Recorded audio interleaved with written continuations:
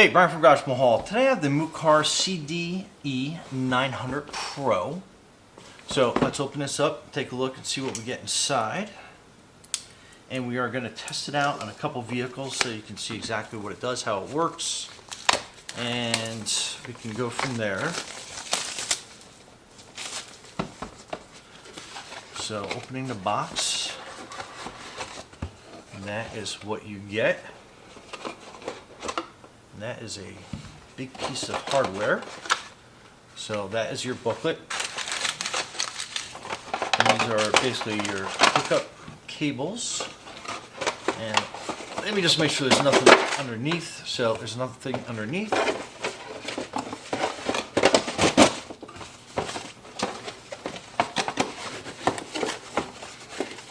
So going through the booklet real quick before we turn the unit on. So there is some stuff to it. So the product description, how to turn the unit on, where to hook it up to, and it's the OBD2 connector that's in most vehicles.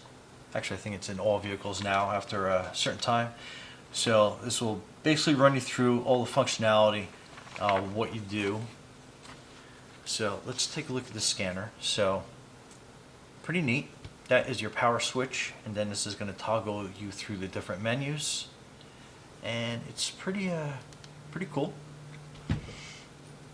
So this is going to be your OBD2 connector cable, and then simply, so that is your OBD2 connection, and then this is going to be what hooks up to the scanner itself. I'll just put that in there. We'll toggle that in. And then this is going to be your USB cable, and I believe it probably goes, so on the side here, let me get a little screwdriver out. And then you have your side panel here. Just kind of flip that open. So that is going to be your USB and your memory card slot there. So let's open this USB cable up. And then you can plug into any USB outlet, your computer or your laptop, and then we just plug that port in. I'll close this up. And then that's how you can like recharge it and do different updates and stuff on it. And then you can tell, so that is the welcome window. So you can see it booting up.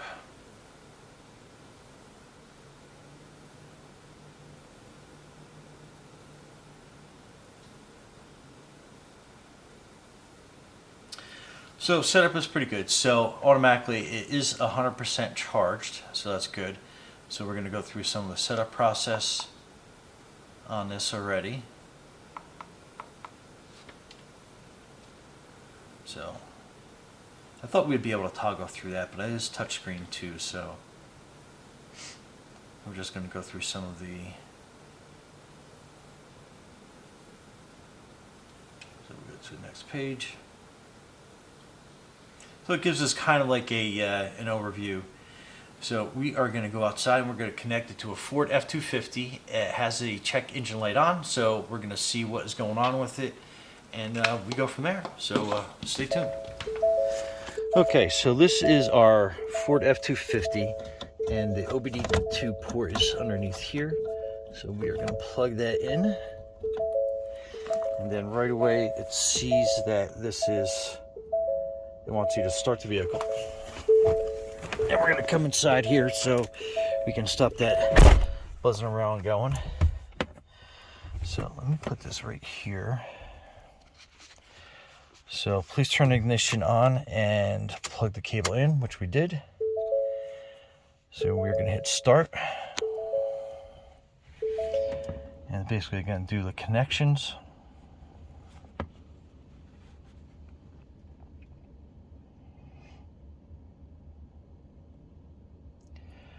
Okay, so we are going to look up.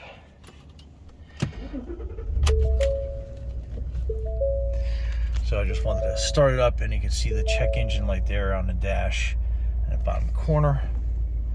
So we are going to look up for the codes. So we're going to do onboard monitor.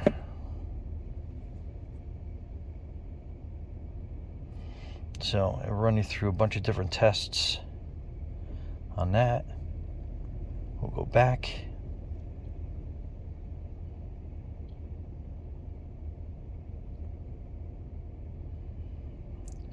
Cold freeze frame. Read codes.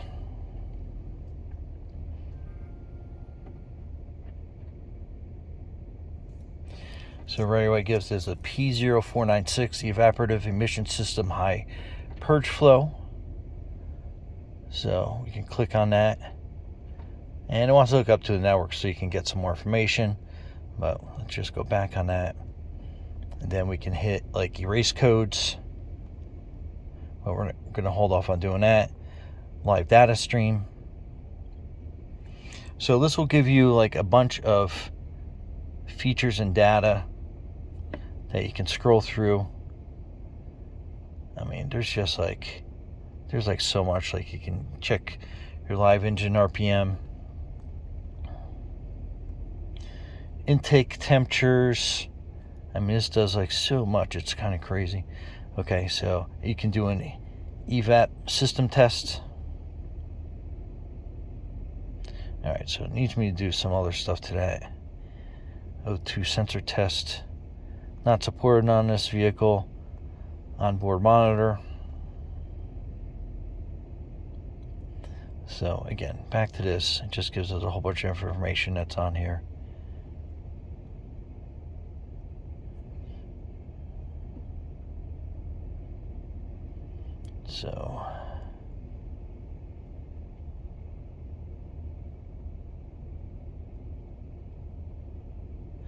So that's a freeze frame. So again, reading codes. So those are two codes that we were getting. And I'm actually going to stop this real quick so I can take a picture of the screen. Okay, and we're going to go back.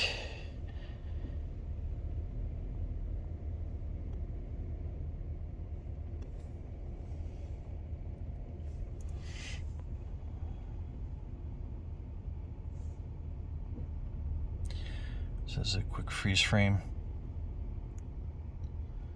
Current powertrain diagnostics. So that will give you a whole bunch of information on that. So we'll go back.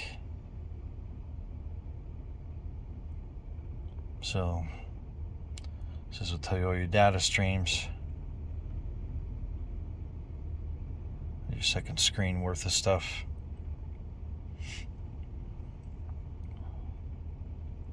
But I mean, this is just chock full of information. All right, so let's go to set up the network on this.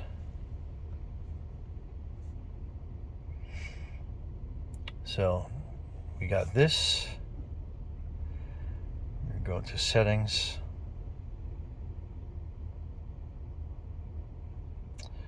We're going to go to Wi-Fi. All right, so I'm going to take this off real quick, so I'll just let you look at the dash. So we are going to connect to our Wi-Fi, and I'm going to enter in my Wi-Fi password. So really super easy to do.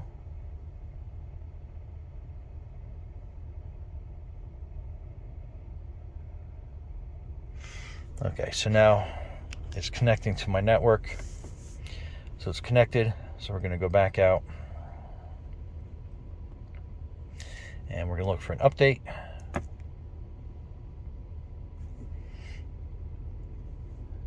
Upgraded. So we're going to hit start all. All software is the latest versions. So that's cool.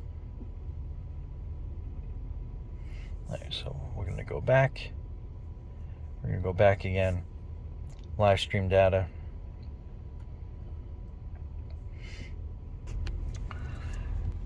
So this is like your live data screen. So you can see everything basically being populated as you go through. I mean, it tells you all the temperatures and stuff, pressures, you know, your engine coolant,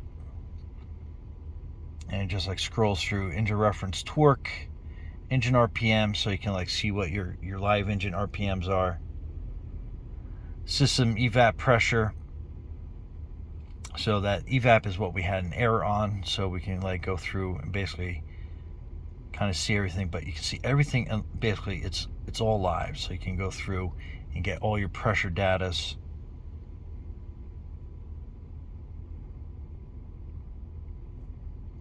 And again, this is it's still a dash. Engine light is still on, so we can go through and we can check everything. We can check the code out. Speed sensor. I mean, obviously we're sitting still, but I mean, it gives you so much data. It's like, so then now it's just telling me it has an upgrade. We'll do that later. So we can go into read codes again, so we can see that. We click on it, and then it will go online and tell you what is that code is for. So as it pertains to OBD2 P0496, the vehicle's intake vacuum flow is operating unusually. So the purge flow. So I mean, like, it can do so much with this. So we can go back. I love how it tells you like what that is instantly. So it basically says it's like a permanent code. So we can go into erase. Or just say cancel for now. Do you want to clear default codes? Yes. Okay, so we can go back in. And again, we can take a look at that at a later date. So it's going to say no fault code codes. And you can tell that that check engine light is off. So that's great. And we have that recorded, what we needed. And we can go and we can do the fix, research that code a little bit more. But more importantly, we had all the information on that code right at our fingertips. So that is absolutely great. All right, we'll move on to the T-Bird, which also has a fault code, and we can see what's going on with that, take a closer look at that. But anyway, we can investigate our P0496 code a lot further on this. And yeah, this thing is great. All right, and this is our Ford Thunderbird 2004, and it's been thrown a code. So let's go in here. And again, I know it's nighttime, but we're going to plug in the OBD2.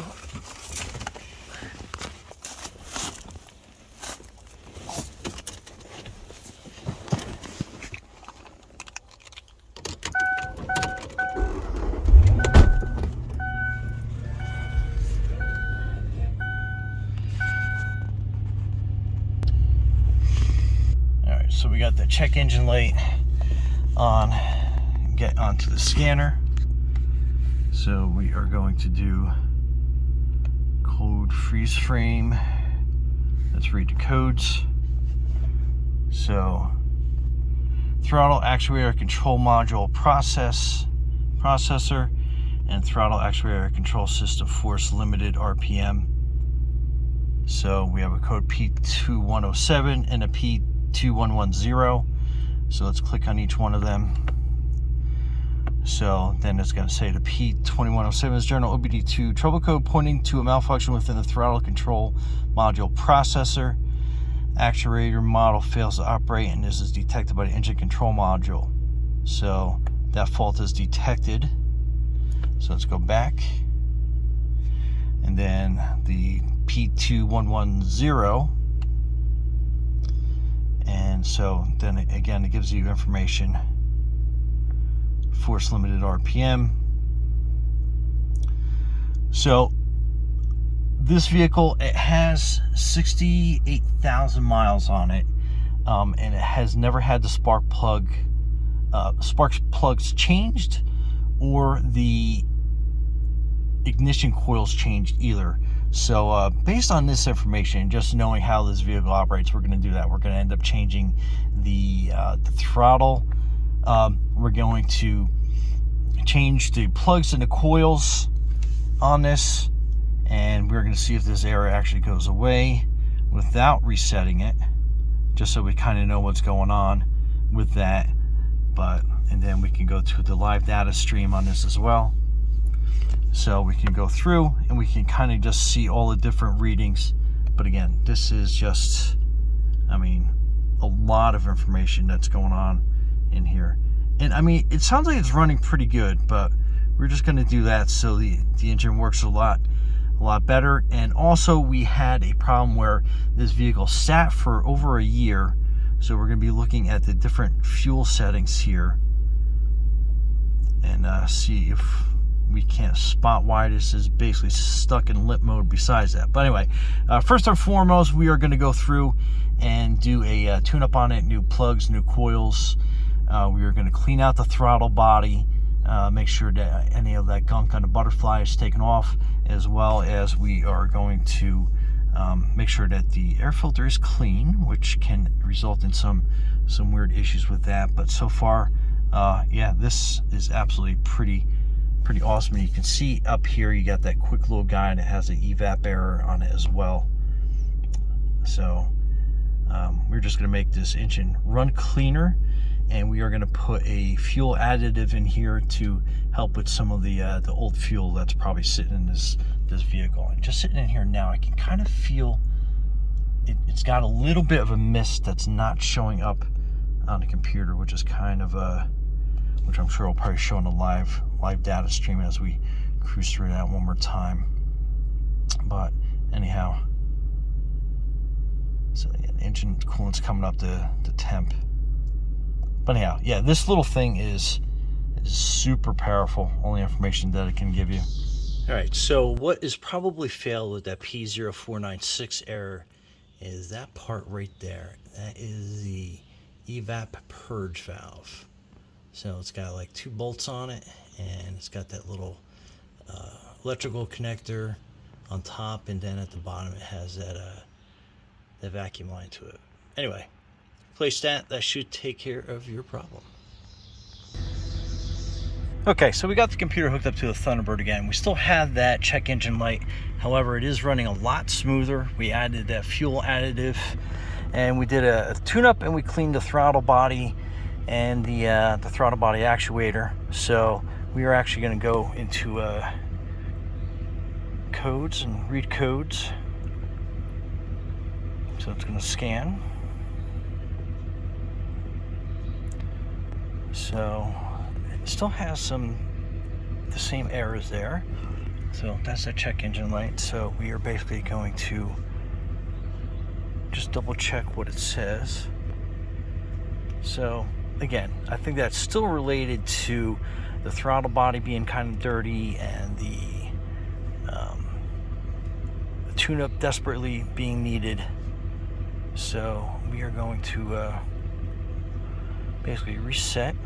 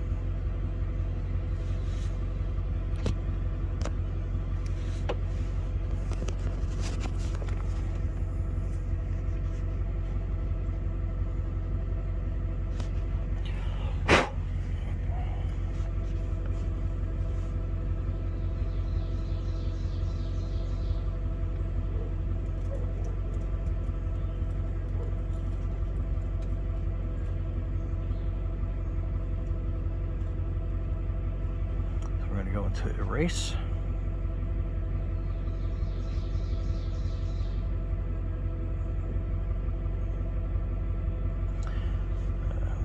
this little guy out of the way. Clear fault codes. Yes. They have been cleared. And you can see the dash. The check engine light is out. So we're going to go back in and we're going to read real quick to see if... So it doesn't read anything, so that's good. So that means it didn't come back. We still have that little light on here for the evap.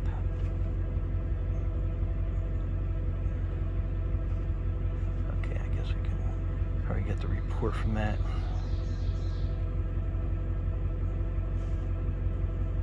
So you can even do reports, show them what's going on with that. I thought there'd be a way to actually exit out of that, but okay. But yeah, so anyway, check engine light is gone. We got a full report. We know we have an evap thing still going on, so that's some other stuff we can do. But we're going to disconnect it, bring us for another ride, and make sure that that check engine light stays off, and we go from there.